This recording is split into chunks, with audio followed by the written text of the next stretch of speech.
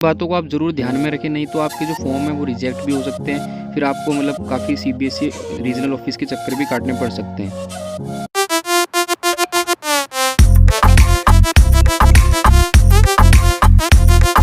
Welcome dear students. तो एक बार फिर से आप सभी का स्वागत है। तो जैसा कि यहाँ पर आपके प्राइवेट एग्जाम के फॉर्म निकल चुके हैं, तो स्पेशली इस वीडियो में मैं इंप्रूवमेंट वाले स्टूडेंट्स की बात करने वाला हूँ। और जो डिटेल में इंस्ट्रक्शन है वो मैं आपको ऑलरेडी इससे प्रीवियस वीडियो में मैंने बता दिए थे। सेम चीज़ें आपकी यहाँ पर रिपीट हो रही है, क्योंकि मैंने प्रीवियस ईयर भी स्टूडेंट्स की हेल्प की है। तो जो इस नोटिस में आपको देखने को चीज़ें मिलेंगी वो मैंने ऑलरेडी आपको इस नोटिस के रिलीज़ होने से पहले ही बता दी है। अगर आप चाहते हैं कि इस नोटिस को मैं डिटेल में बताऊँ तो आप कमेंट्स में बता सकते हैं। इस वीडियो में मैं स्पेशली इंप्रूवमेंट वाले स्टूडेंट्स के लिए क्या क्या इंपॉर्टेंट बातें जो उन्हें ध्यान में रखनी है वो मैं बताने वाला हूँ। तो वो स्टूडेंट्स जो कि मोर देन वन सब्जेक्ट में अप्लाई करना चाहते हैं इंप्रूवमेंट के लिए, तो उनके फॉर्म्स अभी यहाँ पर रिलीज हो चुके हैं। जैसा कि आप ये 5th पॉइंट में देख सकते हैं, pass out students of 2022 who wish to appear for improving their performance in one or more subjects.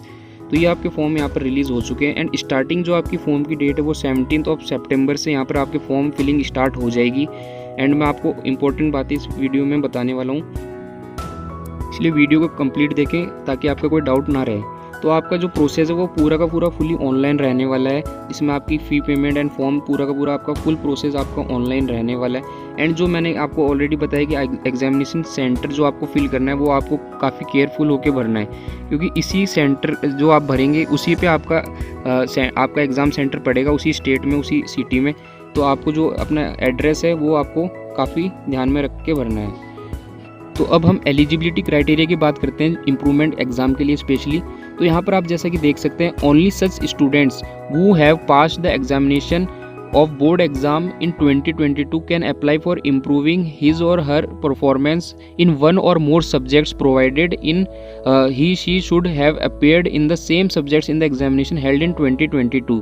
यानी कि जितने आपके इस बार 2022 में सब्जेक्ट्स थे, सिर्फ आप उन्हीं सब्जेक्ट्स में से चूज़ कर सकते हैं कि आपको किस में इंप्रूवमेंट देना है। आप कोई एडिशनल, जैसे अगर आपके पास नॉन मेडिकल थी तो आप सोचते हैं कि आपको बायो लेना है इस बार, तो आप ऐसे नहीं कर सकते। जो आपके ऑलरेडी रजिस्टर्ड सब्जेक्ट थे इस ईयर, वही उन्हीं सब्जेक्ट्स में आप यहाँ पर अप्लाई कर सकते हैं। और सेकंड है, however are students who has passed an examination of board under vocational scheme may reappear for improvement of performance in the main examination in the succeeding year or the following year, provided they have not pursued higher studies in the meantime। यानी कि जो students vocational scheme यानी कि कुछ additional subject लेके exam दिए थे but उनको अभी मार्क्स इंप्रूव करने हैं, तो वो भी यहाँ पर एलिजिबल है। बट इसकी कंडीशन है कि आपने इस दौरान हायर स्टडीज़ नहीं करी हो। ठीक है, ये आपके यहाँ पर वोकेशनल वाले स्टूडेंट्स के लिए है। तो अब मैं आपको काफ़ी इंपॉर्टेंट बात बताने वाला हूँ जो कि आपको जानना काफ़ी ज़रूरी है। पहला जो ऑनलाइन एप्लीकेशन है ये तो आपको मैंने ऑलरेडी बता दिया, ऑनलाइन प्रोसेस रहने वाला है। एंड आपको जो आपका एडमिट कार्ड है वो आपको साथ में रखना है, उसमें से आपको डिटेल्स यहाँ पर डालनी पड़ सकती है। तो सेकंड, हम अगर सिलेबस की बात करते हैं तो आपका सिलेबस जो आपका 2023 का रहेगा वही सेम आपका सिलेबस फॉलो होगा। तो ये आपको मैं दिखा भी देता हूँ। Students will be examined only in the subjects and syllabus as prescribed for the year of examination. Candidate must go through the eligibility and pass criteria as well as current curriculum and scheme of studies available on the CBSE website। ये link दे रखी है। Carefully before filling the form. जो भी आपका next year 2023 का criteria है वो सेम आपका फॉलो होगा। ये यहाँ पर बताया गया, सिलेबस एंड ऑल जितनी भी चीज़ें होती है वो सब। एंड जो लैब की अगर हम बात करें, जिस सब्जेक्ट में आपकी लैब है, आप न्यू कोई लैब का सब्जेक्ट नहीं ले सकते हैं। बट आपका जैसे ऑलरेडी फिजिक्स, केमिस्ट्री, इस टाइप के जो सब्जेक्ट्स हैं जिनमें ऑलरेडी लैब होती है, तो उनमें आपको कैसे मार्क्स मिलते हैं वो भी मैं आपको बताता हूँ प्रैक्टिकल एग्जाम में। फिर आपका आगे हम देखते हैं। तो नेक्स्ट पॉइंट है जो कि चूजिंग ऑफ सब्जेक्ट्स। जो आपके सब्जेक्ट्स है वो आपके जैसे ही आप अपनी डिटेल्स डालेंगे तो आपके जो सब्जेक्ट्स है वो उसमें आपके जो पोर्टल पे शो होने लग जाएंगे। आप उन्हीं सब्जेक्ट्स में यहाँ पर अप्लाई कर सकते हैं।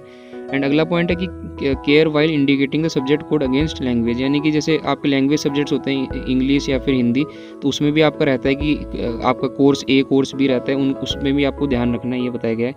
एंड आपका जो रोल नंबर है, आपको न्यू रोल नंबर यहाँ पर अलॉट करे जाएंगे। प्रीवियस ईयर के रोल नंबर आपके वैलिड नहीं रहेंगे। ठीक है, तो ये यहाँ पर न्यू रोल नंबर की बात रही।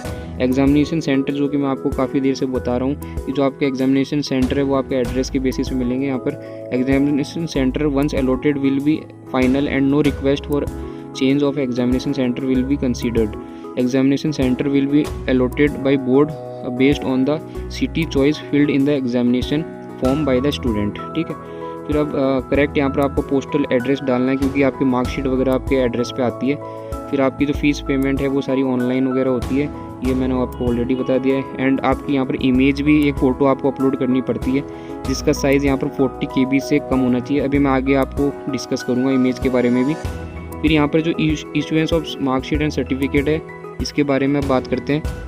तो इसमें आप जैसे कि देख सकते हैं, जो पहला पार्ट है इसमें यहाँ पर लिखा गया है कि जो आपकी प्रीवियस ईयर की मार्कशीट है वो आपको सरेंडर नहीं करनी है।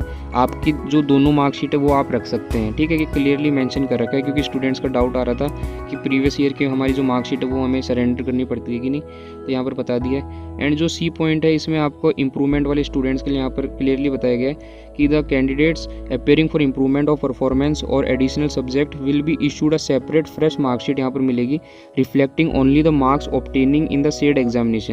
जितने सब्जेक्ट्स में आप अप्लाई करेंगे उतने ही सब्जेक्ट्स की आपकी अलग से मार्कशीट आएगी। आपकी जो मार्क्स मतलब जो आपके इस ईयर के एंड अगले आप इम्प्रूवमेंट में 1-2 सब्जेक्ट देते हैं, तो आपके जो मार्कशीट है उसमें आपके सिर्फ जो आप जिन सब्जेक्ट्स के लिए आप अप्लाई करेंगे उन्हीं सब्जेक्ट्स के मार्क्स वहाँ पर रिफ्लेक्ट होंगे, कंबाइंड नहीं होगी। ठीक है, अब हम admit card and educational documents की बात करते हैं। तो जो आपका एडमिट कार्ड है वो CBSE की वेबसाइट पे आपको मिल जाएगा जैसे ही रिलीज़ होता है। आपका मोस्ट प्रोबेबली आपके एग्ज़ाम से 15 to 20 डेज़ पहले आपका एडमिट कार्ड रिलीज़ होता है। आपको ऑनलाइन डाउनलोड करना है, वो फुल प्रोसेस मैं आपको बताऊंगा। फिर आपका ओरिजिनल मार्कशीट एंड सर्टिफिकेट, तो इसका भी दो चीज़ें रहती है। जो दिल्ली के स्टूडेंट्स होते हैं, ये पहले मैं दिल्ली वाले स्टूडेंट्स की बात करता हूँ। For students who are appearing in examination for centres in Delhi, तो उन स्टूडेंट्स को यहाँ पर जहाँ पर उनका सेंटर पड़ा है वहाँ से कलेक्ट करना होता है। एंड जो आउटसाइड दिल्ली के हैं उनको यहाँ पर स्पीड पोस्ट कर दिया जाता है CBSE रीजनल ऑफिसेस के तरफ। तो ये इतनी बड़ी चीज़ें मैंने शॉर्ट में आपको बता दी, आप इनको रीड आउट कर सकते हैं। ठीक है, तो अब हम डिटेल्स की बात करते हैं। जो डिटेल्स आपकी रहती है, जैसे कि आप देख सकते हैं, जो आपके जो बेसिक डिटेल्स, जो आपका name, parents name, mother's name, date of birth वगैरह, 2022 स्टूडेंट्स के लिए यहाँ पर जो डिटेल्स है वो ऑटो जनरेट हो जाएगी, यानी कि आपको सिर्फ अपना कुछ पर्टिकुलर डिटेल्स डालनी है एंड आपकी जो सारी डिटेल्स है वो ऑलरेडी वहाँ पर फॉर्म में दिखाएगा। बट जो स्टूडेंट 2021 वाले हैं या फिर पहले के हैं, उनको सारी डिटेल्स यहाँ पर केयरफुली ऑनलाइन फॉर्म में फिर से डालनी है, क्योंकि आप जैसे कि जानते हैं कि 10th की जो मार्कशीट में आपकी स्पेलिंग या फिर जो भी डेट ऑफ बर्थ है वो आपकी फ़ाइनल रहती है।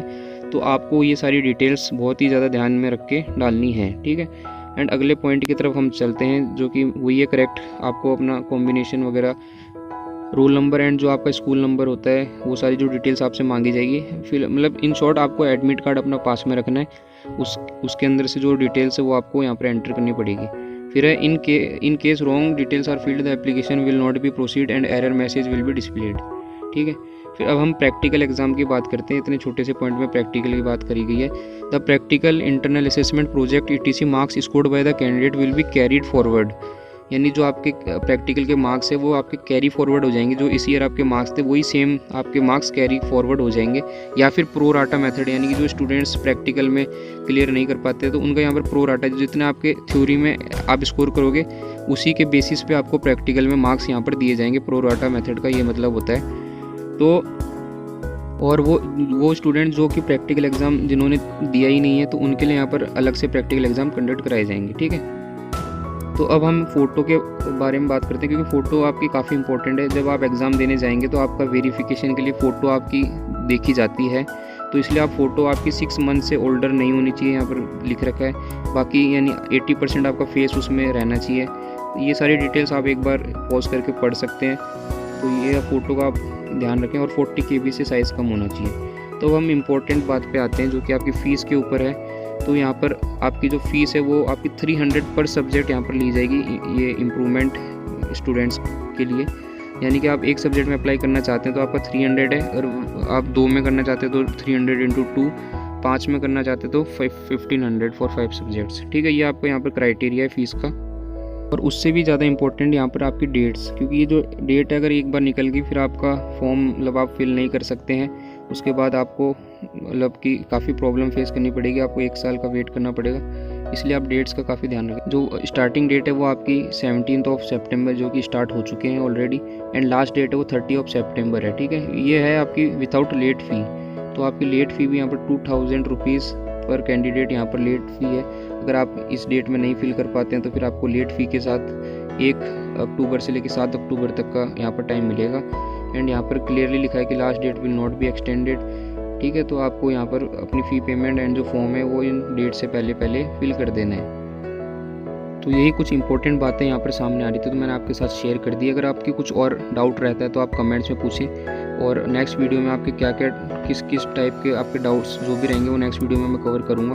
तो फिलहाल इस वीडियो में इतना ही। और ये नीचे आपके सब्जेक्ट्स दे रखे हैं सब्जेक्ट कोड्स के हिसाब से, तो आप यहाँ पर सब्जेक्ट्स देख सकते हैं, क्योंकि इन्हीं सब्जेक्ट्स में यहाँ पर एग्ज़ाम्स यहाँ पर कंडक्ट कराए जाएंगे। तो फिलहाल इस वीडियो में इतना ही। Take care and bye.